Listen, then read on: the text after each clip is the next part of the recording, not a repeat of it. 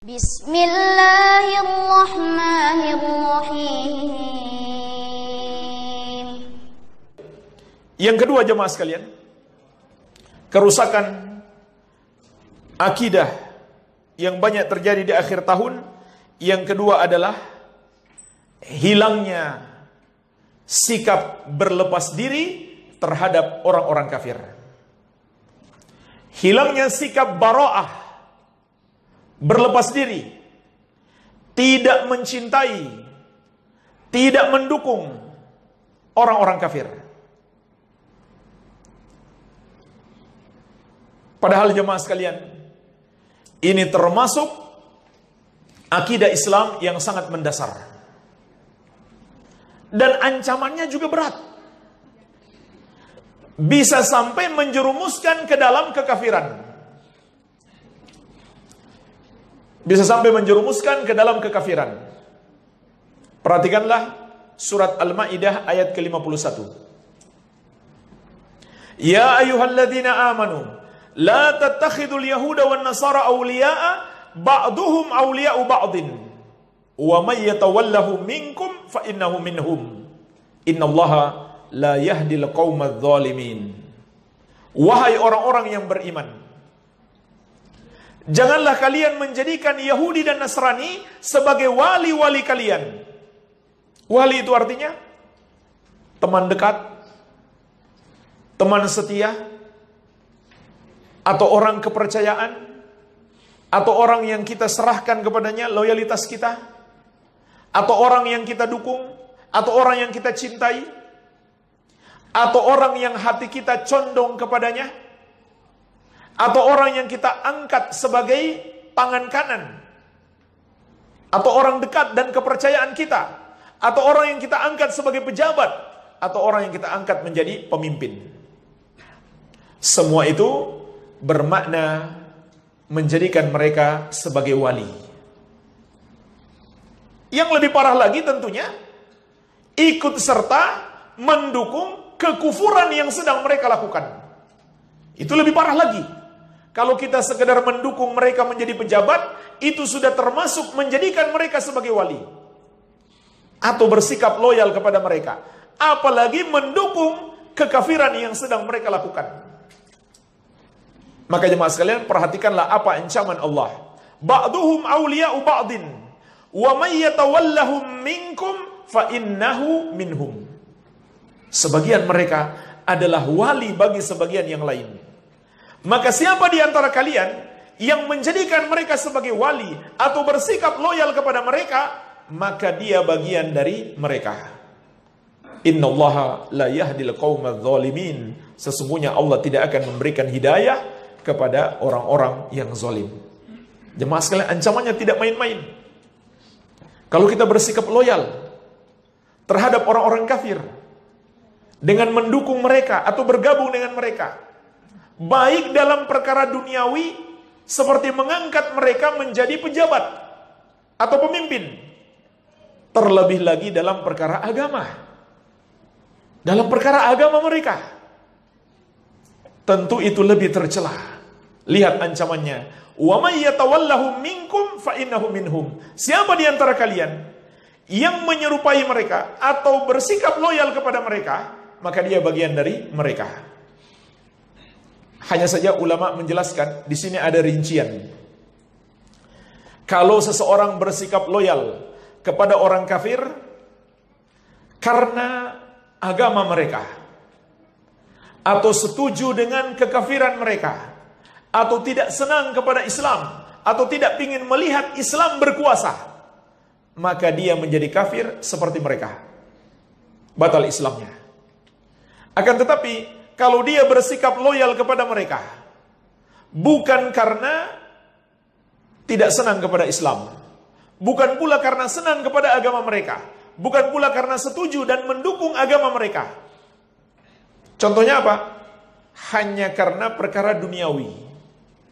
Ya, misalkan dia ikut mendukung mereka, dia ikut mengangkat mereka menjadi pejabat atau pemimpin karena dia sudah dijanjikan nanti dapat proyek. Maka dia tidak kafir, tapi dia berdosa besar. Atau dia senang kepada seseorang yang kafir. Kenapa? Dia bintang lampangan. Ini adalah dosa besar. Wala kepada orang kafir, tapi tidak sampai tingkat kekafiran. Allah mengatakan, "Wa may yatawallahu minkum fa innahu minhum." Siapa di antara kalian yang bersikap loyal kepada mereka, maka dia bagian dari mereka. Sebenarnya ayat ini bermakna dia menjadi kafir. Tetapi ada hadis yang memberikan pengecualian. Di antaranya kisah Hatib bin Abi Balta'ah radhiyallahu anhu. Jadi sahabat ini pernah terjerumus dalam dosa loyal kepada orang kafir. Namun sahabat kalau terjerumus dalam dosa, mereka segera bertobat. Itu hebatnya sahabat. Dan kita dilarang mencela para sahabat Nabi SAW. Karena mereka kalau berbuat salah, mereka selalu bertobat. Dan bersamaan dengan itu juga, kebaikan mereka bagaikan lautan yang akan menenggelamkan dosa-dosa mereka. Maka haram seorang muslim mencela para sahabat Nabi Muhammad SAW. Jadi sahabat ini pernah terjerumus dalam dosa bersikap loyal kepada orang kafir. Beliau membocorkan rahasia penyerangan Rasulullah SAW ke kota Makkah. Dan ini sangat membahayakan umat Islam, sebab ini rahasia strategi perang.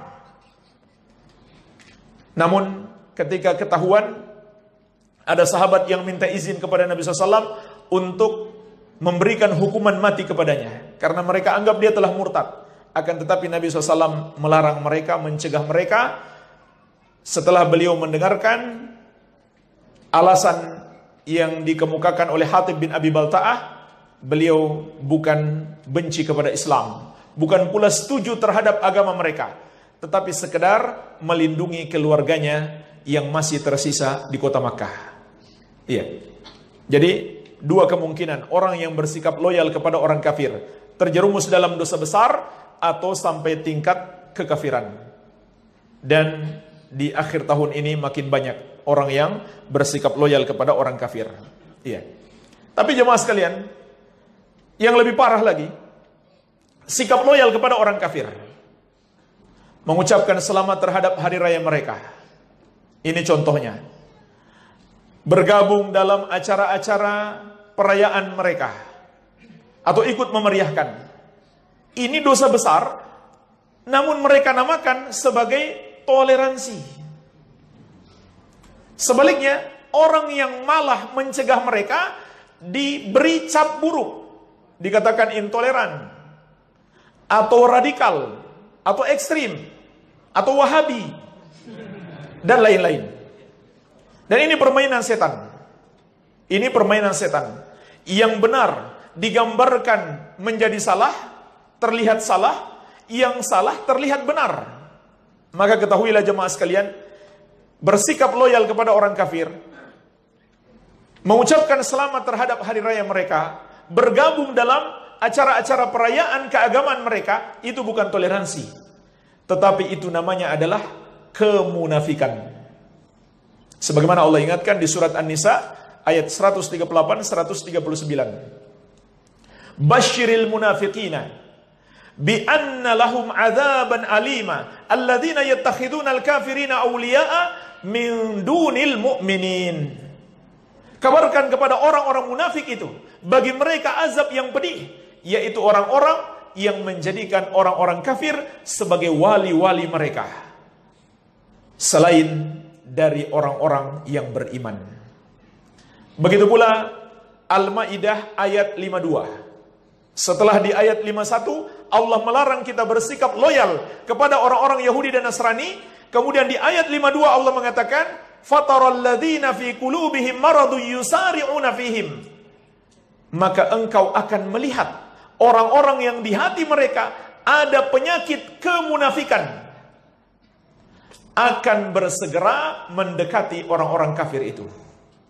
Jadi yang suka mendekat kepada orang kafir, yang suka bergabung dengan orang kafir, bergabung dengan partai mereka, atau merekrut orang-orang kafir sebagai pejabat, sebagai caleg mereka, adalah orang yang di hati-hati mereka ada penyakit kemunafikan. Itu kata Allah Azza wa Jalla. Jadi itu bukan toleransi, itu kemunafikan. Tapi jemaah sekalian, perlu juga saya ingatkan, tidak bersikap loyal kepada orang kafir tidak mencintai dan tidak mendukung mereka, tidak mengucapkan selamat terhadap hari raya mereka, tidak bergabung dalam perayaan mereka, bukan berarti boleh menzolimi mereka. Ini yang perlu saya ingatkan. Inilah toleransi yang sesungguhnya, yaitu tidak berbuat zolim kepada orang kafir. Karena ada sebagian orang yang mengaku muslim, di sini salah kaprah. Makanya jemaah sekalian, alhamdulillah di tahun ini tidak ada. Dan mudah-mudahan tidak ada. Sampai selesai rangkaian kesyirikan dan kekufuran ini. Tapi di tahun-tahun yang lalu, setiap malam Natal terjadi pengoboman. Siapa pelakunya? Orang mengaku muslim dan mereka mengatasnamakan itu sebagai jihad di jalan Allah. Maka ketahuilah jemaah sekalian, itu bukan jihad. Itu adalah kezoliman terhadap orang-orang kafir. Justru dalam syariat, orang-orang kafir yang tinggal di negeri kaum muslimin wajib dilindungi. Makanya, seandainya polisi atau tentara menjaga gereja dan mereka niatkan menjaga orang-orang kafir, bukan membantu perayaan kekufuran, maka itu memang tugas negara. Itu tugas negara, menjaga orang-orang kafir yang tinggal di negeri muslim. Membunuh mereka dosa besar. Rasulullah SAW mengingatkan, "Man qatala mu'ahadan lam yarah raihatal jannah wa inna rihaha latujadu min masirati arba'ina aman." Barang siapa membunuh orang kafir yang terikat perjanjian dengan kaum muslimin, di antaranya perjanjian sebagai warga negara kaum muslimin, maka siapa yang membunuhnya, kata Nabi SAW, dia tidak akan mencium bau surga. Padahal bau surga itu tercium dari jarak 40 tahun perjalanan. Jadi itu bukan jihad. Itu pelanggaran berat terhadap syariat. Bagaimana bisa dikatakan jihad? Kalaupun disebut jihad, maka itu jihad yang bid'ah. Karena jihad itu sama dengan ibadah yang lain. Harus terpenuhi dua syarat. Ikhlas dan meneladani Rasulullah SAW. Kalau tidak meneladani beliau, maka itu adalah amalan yang bid'ah dan tertolak. Lebih parah lagi jemaah sekalian, mereka buang bom begitu saja, mereka tidak peduli yang mati. Anak kecil, wanita, orang-orang tua.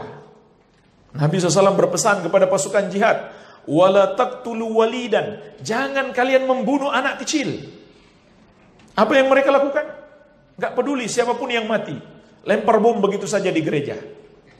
Walaupun bisa saja itu orang-orang yang sengaja mau menjelek-jelekkan Islam, supaya orang jadi benci kepada Islam, memusuhi Islam, dan tidak mau masuk Islam. Kenapa jemaah sekalian? Di negeri muslim masih diizinkan orang kafir untuk tinggal, dan mereka wajib dilindungi, supaya mereka melihat keadilan dan keindahan Islam, agar mereka masuk Islam. Itu tujuannya.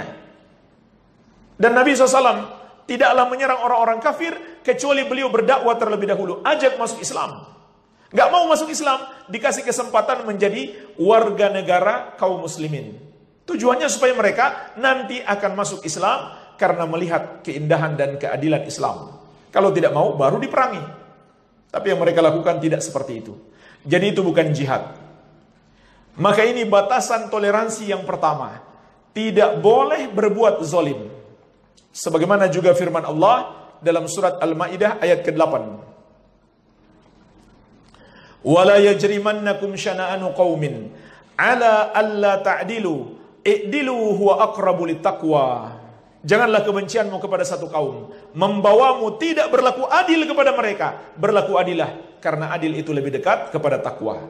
Maksud ayat ini, kata para ulama ahli tafsir, kita wajib membenci orang-orang yang kafir atau mempersekutukan Allah. Akan tetapi kita tetap tidak boleh berbuat zalim kepada mereka. Ini batasan yang pertama. Batasan yang kedua, dibolehkan, bahkan dianjurkan dalam syariat, berbuat baik kepada orang-orang kafir agar mereka mau masuk Islam. Namun berbuat baik di sini ada dua ketentuannya. Ketentuan yang pertama, hanya dalam perkara duniawi. Jadi bukan maksudnya berbuat baik kita bantu mereka beribadah kepada selain Allah, kita bantu mereka merayakan hari raya kekafiran. Itu bukan berbuat baik, itu kemunafikan namanya. Berbuat baik di sini adalah dalam perkara duniawi. Seandainya dia lapar, kita kasih makan. Dia sakit, kita kasih obat. Kita berikan hadiah-hadiah, boleh. Selama kita tidak berikan hadiah untuk perayaan kekufurannya. Tapi hadiah yang sifatnya umum. Iya, maka itu boleh. Dan ini metode Nabi SAW untuk melembutkan hati orang-orang kafir agar mau mendengarkan dakwah yang beliau serukan.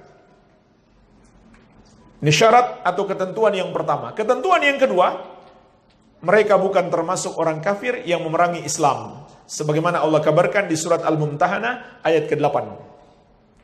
La yanhakumullahu 'anil ladzina lam yuqatilukum fid din wa lam yukhrijukum min diyarikum an tabarruhum wa tuqsitu ilaihim innallaha yuhibbul muqsitin. Allah tidak melarang kalian untuk berbuat baik dan berlaku adil kepada orang-orang kafir yang tidak memerangi kalian karena agama kalian. Sesungguhnya Allah mencintai orang-orang yang berbuat adil.